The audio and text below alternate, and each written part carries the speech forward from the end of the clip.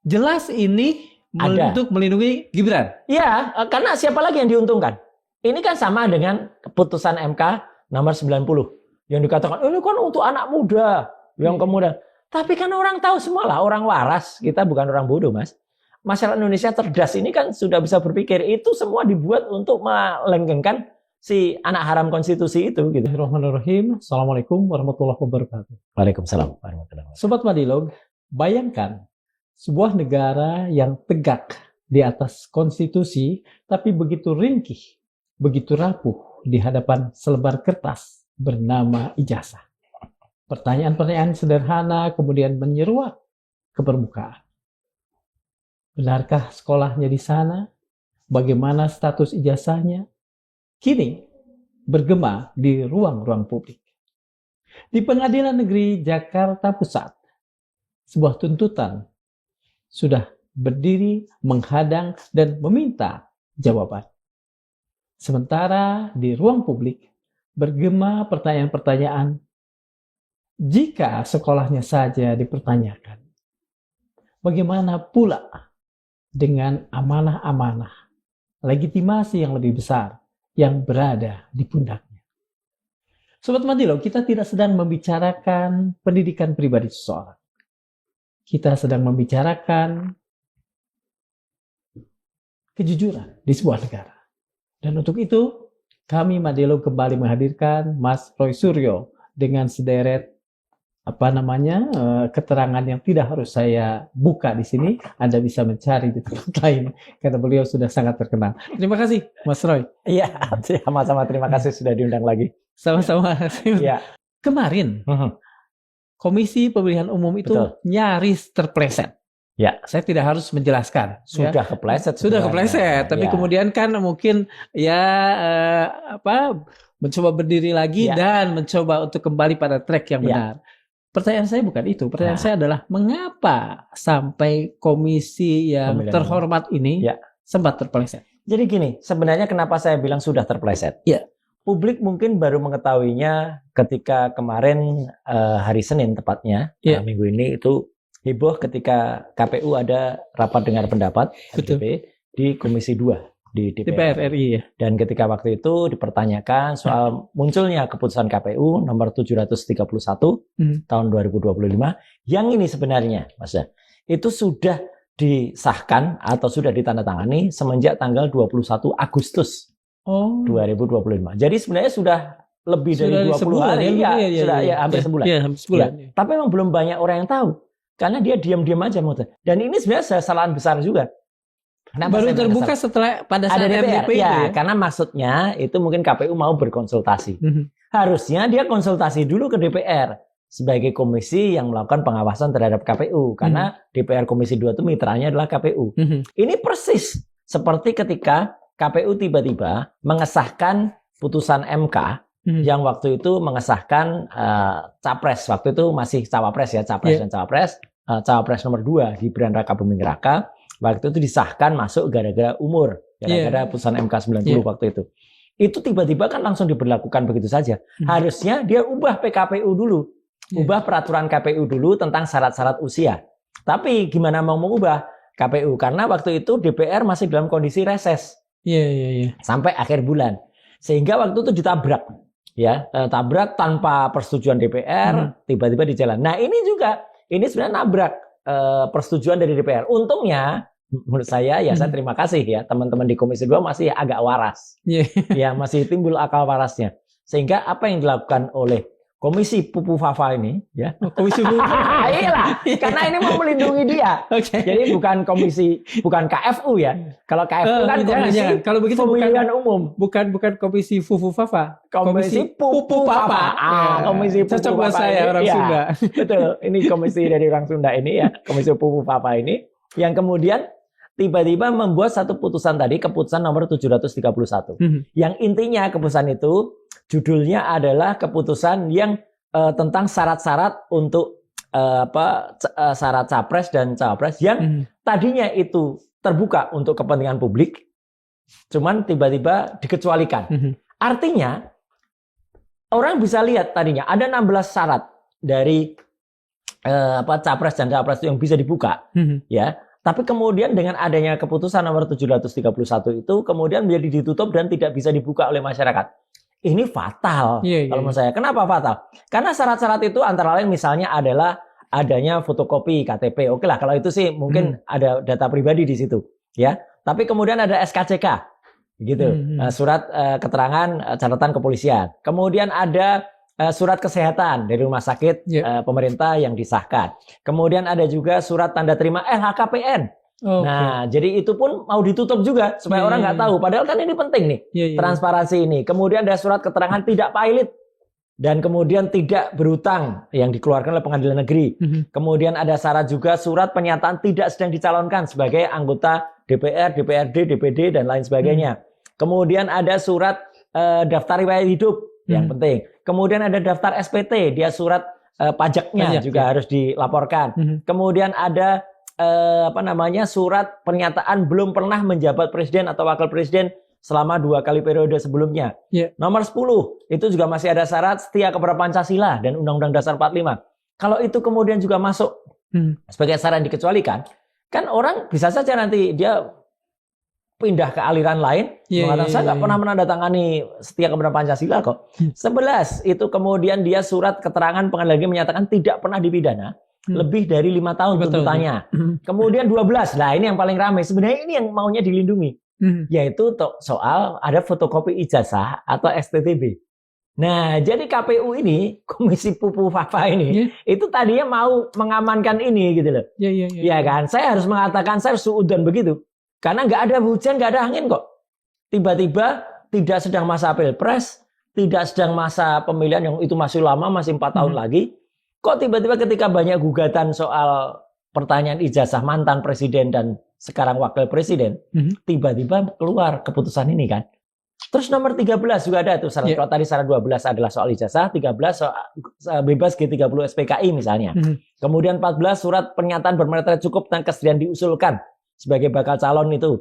Kemudian 15 misalnya surat pernyataan pengunduran diri sebagai calon kalau nanti ternyata pengunduran diri dari TNI Polri. Jadi dia boleh mantan TNI boleh mantan Polri tapi dia tidak boleh aktif. Diri, Kemudian 16 surat pernyataan pengunduran diri sebagai karyawan BUMN gitu, atau PNS. Mengapa Mas Roy seyakin itu, sesuzon itu tadi saya memakai betul, boleh. Saya bahwa ini berhubungan, motivasi KPU ini berhubungan dengan Gibran.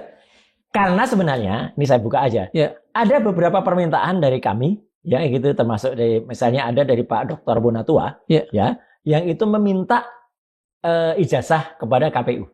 Itu pada awal Agustus.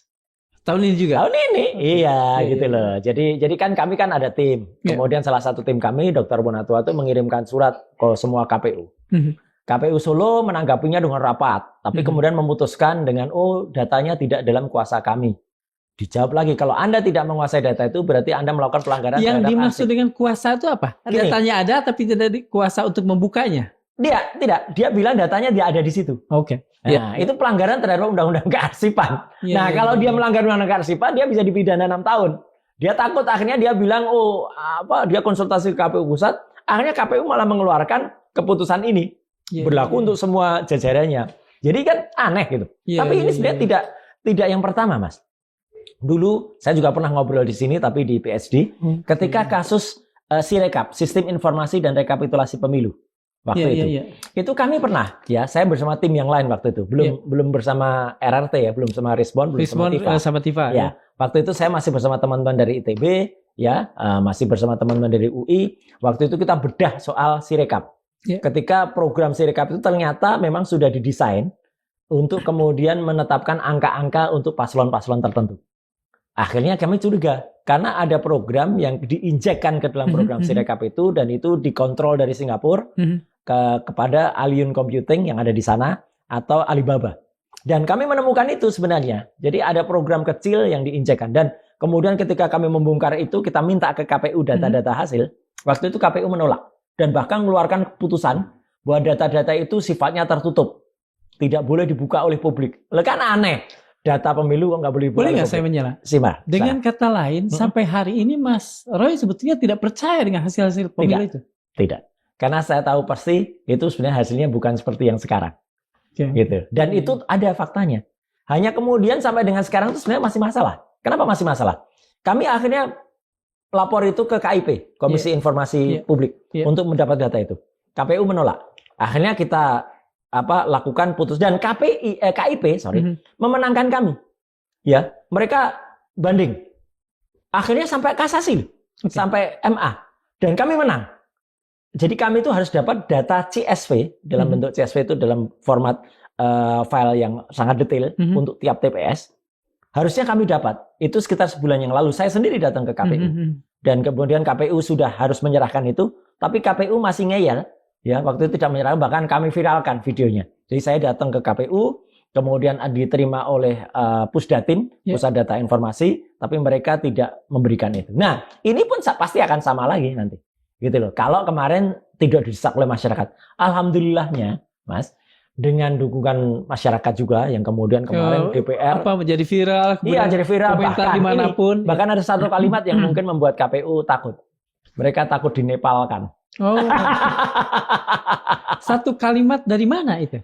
Muncul di berbagai platform. Ini KPU mau dinepalkan atau gimana gitu ya kan? Ya saya nggak tahu. Kalau lihat Nepal kan siapapun ngeri ya. Ngeri lah. Sampai dikejar, dikejar-kejar kayak gitu, dibakar gitu. Ya, insya Allah itu nggak terjadi lah di Indonesia. Jangan. Tapi artinya KPU akhirnya dengan cepat merubah. Karena apa? Karena mereka juga tes ombak kan. Mereka kan testing the water. Ketika DPR ternyata cukup waras. DPR waktu hari Senin itu mereka semuanya menghujat KPU, mengatakan ini gimana nih kok kemunduran gitu, harusnya terbuka gitu kok nggak. Akhirnya dibuka saat itu, dan kemarin diumumkan oleh Muhammad Afifuddin, ya, didampingi oleh Agus Melas, didampingi juga oleh beberapa komisioner yang lain, ya. Mereka akan bikin konpres untuk itu membatalkan. Apa keuntungan KPU dengan, katakan saja kalau apa yang dikatakan kalau saja suuzon, dan ini tadi setelah penjelasan saya mengatakannya legitimate suuzon dari Mas Roy itu benar. Apa sebetulnya keuntungan ini yang kita pertanyakan, hasrat KPU untuk menutup? Makanya ini yang kita pertanyakan, kenapa KPU masih mau main di tepi jurang? Menurut saya, ya, pendapat masyarakat. Karena jelas-jelas itu tidak ada keuntungan bagi masyarakat, bahkan kemunduran bagi demokrasi kita, sangat-sangat mundur. Tadi semua data itu terbuka. Dan itu jelas, saya waktu itu sempat malam sebelumnya, ya sebelum rapat dengar pendapat itu, saya tampil di salah sebuah TV swasta mainstream ya, bersama dengan mantan ketua KPU Pak Arief Budiman. Pak Arief pun bagus ya, berpihak ke saya. Dia menceritakan, Pak Arief kan ketua mungkin KPU. Karena sudah tidak lagi jadi ketua KPU. Begitulah, 2017 sampai 2022 kan. Pak Arief mengatakan, iya loh, zaman saya itu terbuka. Gitu loh, ini ngapain sih adik-adik saya ini kok malah bikin keputusan yang sangat tidak populer di mata masyarakat.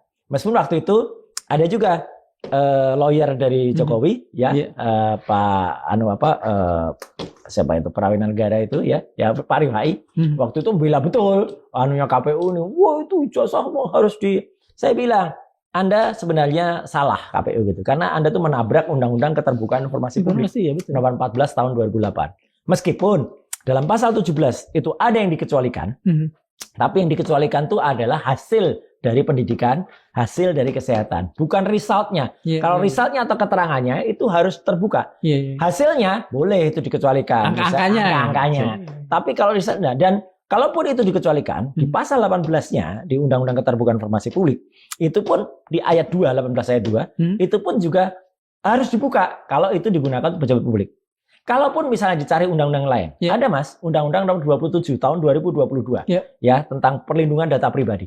Ijazah itu tidak termasuk data pribadi, karena data pribadi itu ada yang bersifat umum, ada yang bersifat khusus. Umum itu misalnya tanggal lahir, nama kecil ibu kandung, kemudian juga beberapa alamat, agama dan sebagainya. Tapi yang bersifat khusus itu misalnya adalah riwayat kesehatan, kemudian juga catatan kejahatan. Itu data-data yang khusus. Itu pun tidak ada ijazah. Jadi ijazah harusnya dibuka kepada publik demi transparansi. Dan ini makanya pertanyaan tadi sangat relevan ya. Kenapa sih kok KPU malah bermain api di tepi jurang? Ini yang saya heran. Sebegitu beraninya KPU kemarin ya sebelum membatalkan, membuat keputusan itu yang sangat-sangat tidak populer, bahkan menabrak 16 syarat-syarat tadi. 15 syarat-syarat tadi itu menjadi 16 keseluruhannya. Hanya demi melindungi Mas nomor 12. Roy mencium sesuatu yang bau kan?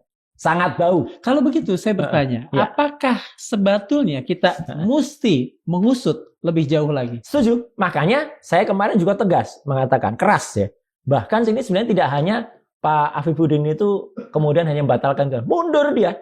Harusnya. Iya, pertanggungjawaban publik. Bahkan bukan hanya dia. Karena Semua. Karena apa? Karena keputusan KPU itu pasti tidak diambil secara individu, Mas. KPU itu pasti mengambil keputusan secara kolektif kolegial. Pasti mereka pernah rapat. Tidak akan berani seorang Afifuddin sendirian gitu loh. Kecuali zaman Hasyim Asy'ari dulu. Dia memutuskan untuk sama cewek itu sendirian gitu. Dan akhirnya dia dipecat ya gara-gara melakukan tindak yang sangat tidak sopan ya, memalukan lah, zina itu ya gitu. Nah, tapi kalau ini kan keputusan kolektif kolegial gitu. Jadi inilah pertanggungjawab harusnya, dan nggak apa-apa sebenarnya mundur. Pemilu masih lama kok. Pemilu masih 4 tahun lagi. Belum ada urusan yang belum ada urusan pilih-pilihan. Nanti misalnya DPR membentuk KPU lagi di bawah Presiden Pak Prabowo yang tentu jauh pasti lebih reformis daripada presiden sebelumnya. Gitu. Mas Roy. Ya. Dalam kearifan lokal kita itu ada satu peribahasa. Ya. Sekali lancung ke ujian, betul, seumur hidup itu akan tidak dipercaya. Pasti. Artinya sebetulnya KPU yang sekarang ini sudah tidak legitimate, cacat. Oh iya, saya sudah benar-benar menitik itu semenjak apa? Semenjak ketika masih dipimpin oleh Hasyim Asy'ari. Ya, ketika waktu itu saya pun menyoal ketika KPU menyelenggarakan debat presiden dan wakil presiden yang menurut saya unfair. Ya. Kenapa unfair? Karena saya sebenarnya secara teknologi bisa mendeteksi waktu itu. Ada salah satu cawapres yang menggunakan alat bantu waktu itu. Untuk mereka debat. Ya. Jadi pakai mic banyak, tapi salah satu dari mic itu sebenarnya adalah earphone. Gitu loh. Dan itu saya sempat dilaporkan. Earphone untuk masukan gitu ya. Kayak kan jelas banget. Gitu kan jelas banget itu. Bahkan ada jawaban dia yang sebenarnya itu meleset dari paragrafnya. Tapi dia kalau salah itu satu dua kata mungkin benar. Salah itu satu paragraf, dia membaca jawaban yang salah gitu. Jadi kan orang ini kan yang sekarang jadi itu sebenarnya kan dan kelihatan dalam video bukti dari beberapa yang sempat beredar, dia dibimbing atau dipandu orang yang ada di penonton gitu. Dan orang yang ada di penonton tuh lip sync-nya itu sama dengan apa yang dia katakan. Jadi kan itu tapi KPU waktu itu menuduh ketua yang sekarang udah dipecat itu, menuduh saya tukang bohong. Ya alhamdulillah karma dia, kena dia. Mas Roy begini, Mas Roy tadi setuju dan bahkan menganjurkan agar ada pengusutan. Betul. Nah gini, apakah yang mengusutkan polisi ya? Iya. Apakah polisi harus proaktif atau ada mekanisme tertentu? Gini, kalau polisi proaktif, katakan saja. Kalau polisi proaktif, saya kira kita harus nunggu ganti Kapolri dulu. Karena kalau yang sekarang saya nggak yakin lah. Apalagi kalau ini ditanyakan ke sahabat saya Rismon Sianipar, pasti dia langsung ganti Kapolri gitu. Tapi gini artinya, gugatan masyarakat juga mungkin bisa ya terhadap KPU. Atau mungkin dari teman-teman Komisi 2. Ya, jangan hanya terima kalau itu dibatalkan begitu saja. Karena jelas-jelas itu merugikan seluruh rakyat. Dan kalau masyarakat biasa membuat kegaduhan, itu jelas sudah masuk ada pasalnya kan, membuat kegaduhan di masyarakat. Ini sudah gaduh di masyarakat. Ini semacam semacam class action atau gimana? Bisa dilakukan class action, bisa juga dilaporkan dengan perdata dulu, ya. Jadi perbuatan yang melanggar hukum, jelas sudah, karena itu sudah ada kegaduhan dan sudah ada korbannya. Ya, korbannya begini, sempat ada kelompok masyarakat yang meminta data dari keabsahan presiden. Mantan presiden kita, bekas presiden kita Joko Widodo, atau sekarang wakil presiden kita sekarang Gibran Rakabuming Raka, yang dipertanyakan pendidikannya, kalimat pembuka acara kita tadi. Ya, jadi artinya gini, ini sudah jelas-jelas merintangi, karena syarat nomor 12 yang sempat kemudian dikecualikan, itu artinya apa? Artinya masyarakat tidak bisa tahu latar belakang pendidikan dari pemimpin kita. Padahal itu konyol banget gitu loh. Harus tahu, kita kan nggak beli kucing dalam karung. Kucing saja ketika tragedi kemarin milik Uya Kuya jadi dikembalikan ya kan. Masa ini kucing dalam karung gitu loh. Gitu. Jadi 2 bulan ini sebenarnya masih ada, saya juga menulis nih, sedang menulis dan sekarang lagi di beredar di mana-mana. Artinya apa? Masyarakat itu jangan langsung percaya dengan ini sudah dibatalkan. Karena masih ada komanya juga. Katanya mereka kalau harus dengan seizin dari orang yang bersangkutan. Nggak bisa. Kalau sudah namanya pejabat publik, Mas, data-data itu sudah diserahkan kepada KPU, dan itu amanah dari Undang-Undang Nomor 14 Tahun 2008, keterbukaan informasi publik, dan tidak kemudian masuk dalam Undang-Undang PDP Nomor 27 Tahun 2020. Dan dia harus dibuka kepada publik. Dengan kata lain, sebetulnya meskipun mereka berusaha untuk keluar dari keterplesetan itu, mereka masih juga bermanuver dengan koma itu. Masih dengan koma, masih mereka bilang ya ini sudah kami buka, tapi sepanjang dengan izin yang bersangkutan. Saya akan mengulangi lagi pertanyaan ini. Jelas ini untuk melindungi Gibran. Ya, karena siapa lagi yang diuntungkan? Ini kan sama dengan keputusan MK nomor 90 yang dikatakan ini kan untuk anak muda yang kemudian. Tapi kan orang tahu semua lah, orang waras, kita bukan orang bodoh, Mas. Masyarakat Indonesia cerdas ini kan sudah bisa berpikir itu semua dibuat untuk melenggengkan si anak haram konstitusi itu gitu loh. Karena apa? Karena memang dialah yang diuntungkan. Yang lain kan nggak mungkin ada anak muda yang dicalonkan pada saat itu. Gitu loh. Pertanyaan saya, apakah itu kan kita mengenal gini lah, ada stick, ada carrot. Oke. Ya. Kalau stick, apa yang membuat mereka mau begitu? Nah. Kalau carrot, seberapa besar, seberapa menggiurkan sehingga kemudian seolah-olah KPU ini sempat kehilangan akal sehat. Ya itulah. Makanya saya kalau sudah ada, menurut saya sudah ada kepentingan, ya itu bisa saja itu menghilangkan akal sehat. Kalau saya menjawabnya gitu aja. Jadi apa itu stick atau carrot ya? Karena kalau sudah ada, ya mungkin ada orang. Saya tidak mengatakan orang besar di balik mereka. Kalau ada kepentingan orang kurus di balik mereka, gitu.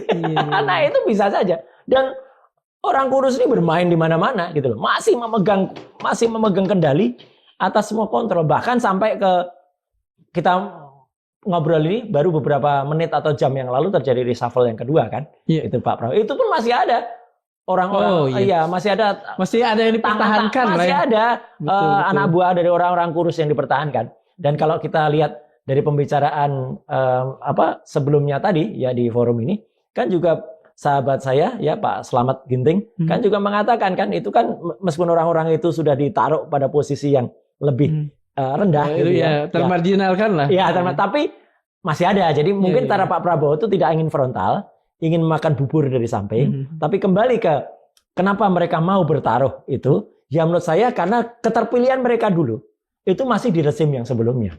Jadi makanya saya menyarankan mundur. Gitu loh, mundur atau rakyat mendesak mundur. KPU semuanya gitu loh. Karena sudah jelas-jelas gagal. Mulai gagalnya tuh bukan hanya ini loh, Mas.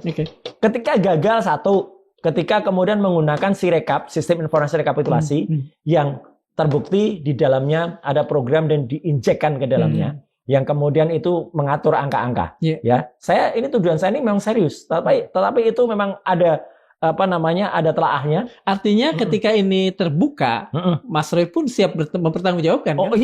Iya jelas. Dan kedua, ya kesalahan ketika KPU waktu itu ketuanya sih itu ketua yang lama si Mas Hari waktu itu menuduh saya tukang bohong. Sempat saya somasi waktu itu, ya gitu. Kemudian dia berkelit lah macam-macam lah gitu. Tapi sekarang kan sudah jelas ini kesalahan sangat besar, ya tes ombak yang menurut saya sangat-sangat fatal. Dan kalau ini tidak kemudian diketahui, ya kalau kemarin terus terang saya juga yang meng-feeding teman-teman anggota DPR Komisi 2 ya. Kalau kemarin teman-teman Komisi 2 itu tidak mempertanyakan ini, lolos dan akibatnya nanti tidak hanya di Jakarta, Mas, tidak hanya capres dan cawapres. Lolos dan kemudian itu biayanya harus ditanggung oleh 200 sekian 80 juta rakyat Indonesia dan pemilihan kepala daerah. Dengan kata lain, Mas Roy dengan tegas bisa mengatakan anggota-anggota KPU ini lancung. Iya, betul. Dan itu kalau sekali lancung jangan dipercaya. Apakah Mas Roy akan langsung melakukan katakan saya gugatan, class action atau apa? Atau misalnya mungkin akan ada benih-benih yang sudah mulai. Gini. Mungkin akan ada, insya Allah akan ada kelompok masyarakat yang lain. Ya.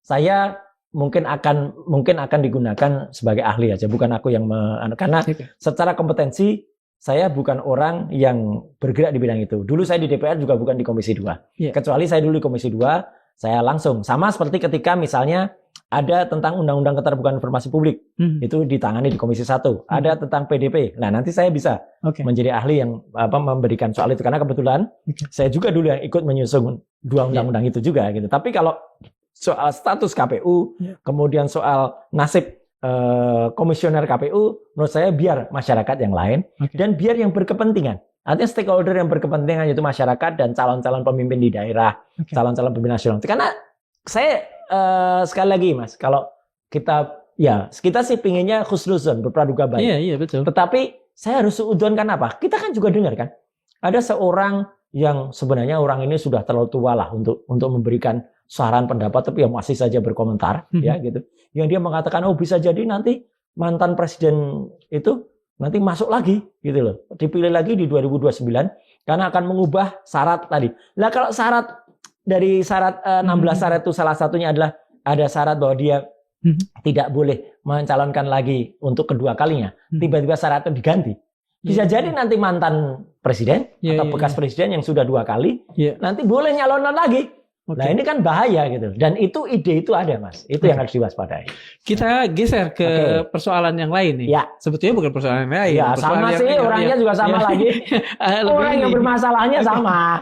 Gitu. Mas Roy pernah mengatakan beberapa kali bahwa ada hal-hal yang fatal, ada kesalahan-kesalahan fatal dari pendidikan, dari informasi-informasi yang resmi dikeluarkan oleh tim Gibran tentang pendidikannya. Betul. Jadi begini, ini saya awali dulu dengan orang mengatakan belum selesai soal ijazahnya Jokowi. Kenapa sudah bergeser ke Gibran?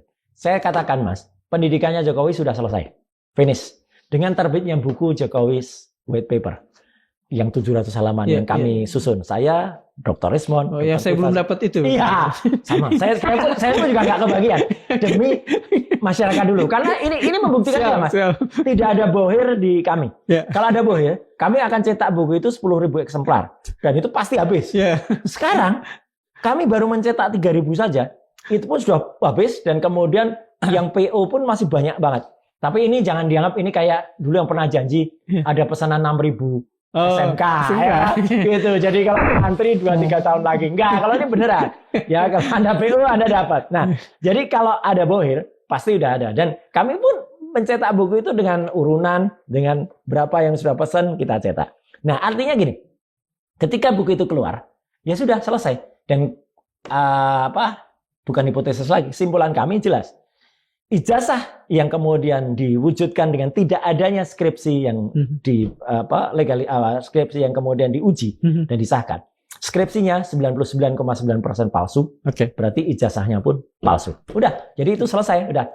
Nah, perkara masih ada gugatan di Polda aja ya kita tungguin aja, senyum aja gitu. Nah, sekarang masalahnya adalah dulu ketika pencawapres dan capres ketika tahun 2023 itu Oktober 2023 itu waktu itu beredar gambar seperti ini.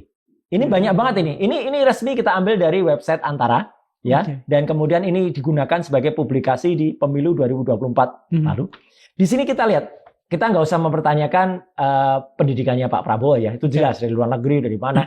Nah, sekarang pendidikan Gibran yang menarik. Ya, dia dari wali kota. Kemudian dia katanya sempat menempuh pendidikan S1 ya yang ada di University of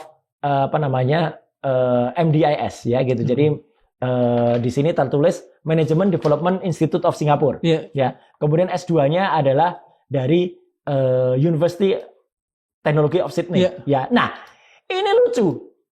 Karena berarti dia kan seolah-olah S2. Dan sempat di Wikipedia dan sempat di beberapa publikasi disebutkan dia S2 gitu. Meskipun memang betul belum pernah saya melihat dia menggunakan gelar master apa, belum pernah ya. Jadi mungkin ya ini ulah tim kampanyenya juga bisa. Tapi dia kalau memang enggak ini harusnya dia nolak dong. Nah, menariknya Mas. Kemudian dalam lampiran KPU resmi yang kemudian digunakan oleh tadi Mas sudah sebut ada gugatan di Pengadilan Negeri Jakarta Pusat Perdata yang dilakukan oleh Pak Subhan sarjana hukum, magister hukum. Dia sudah mendownload keterangan dari KPU dan mendapatkan riwayat pendidikannya 2002 sampai 2004 dia sekolah katanya di SMA di Singapura. Namanya Orchard Park Secondary School, OPSS ya. Dan itu membantah sekaligus pemberitaan sebelumnya yang mengatakan dia pernah sekolah di Solo. Karena kan dia kan pernah waktu disebutkan. Saya pun pernah mengquote itu karena ada di pemberitaan. Dan itu dibantah oleh Pihak kepala solonya sekolah, ya? ya, Kepala sekolah. Pak Bruder siapa dari SMA Santo Yosef sudah mengatakan, Pak Bruder Santo Yosef mengatakan Gibran nggak pernah sekolah di Solo. Ya jelas banget, dan itu bagus itu statement itu, ya gitu. Sekaligus mengkoreksi. Nah sekarang yang di OPSS, 2002 sampai 2004, kemudian setelah itu dalam daftar riwayat hidup yang ada di KPU, dia 2004 sampai 2007 itu katanya, ini saya bilang katanya, dia baru ke UTS ini, University Technology of Sydney. Australia, ya? Ya, padahal yang ada di sini pun tahunnya beda. Yang ada di sini katanya tahun 2007 sampai 2010. Iya. Nah, berarti ini sudah ada kesalahan. Sudah ada acak-adut. Sudah ada kesalahan. Dan menariknya lagi, kita cek kebetulan kan UTS itu cukup banyak lah orang Indonesia. Kita cek di sana, ternyata Gibran itu hanya 6 bulan di sana. Dan dia 6 bulan itu, Mas, itu hanya menempuh sebenarnya yang namanya program matrikulasi. Oke. 6 bulan untuk masuk ke tes. Dan kabarnya dia 6 bulan dan tidak lolos. Tapi inilah lucunya. Sebuah surat keterangan dari Dirjen Dikdasmen Pendidikan Dasar Menengah yang ditandatangani oleh Dr. Sutanto ini ya menyatakan yang di UTS ini adalah kelas 12. Ya, artinya kelas 12 itu SMA ya. Dan dinyatakan dari UTS, padahal ini Universitas Technology of Sydney kan, setara dengan SMK, Sekolah Menengah Kejuruan Peminatan apa? Kan aneh, masa 6 bulan bisa setara dengan SMK? Gitu loh. Jadi artinya ini ada sesuatu yang salah di sini.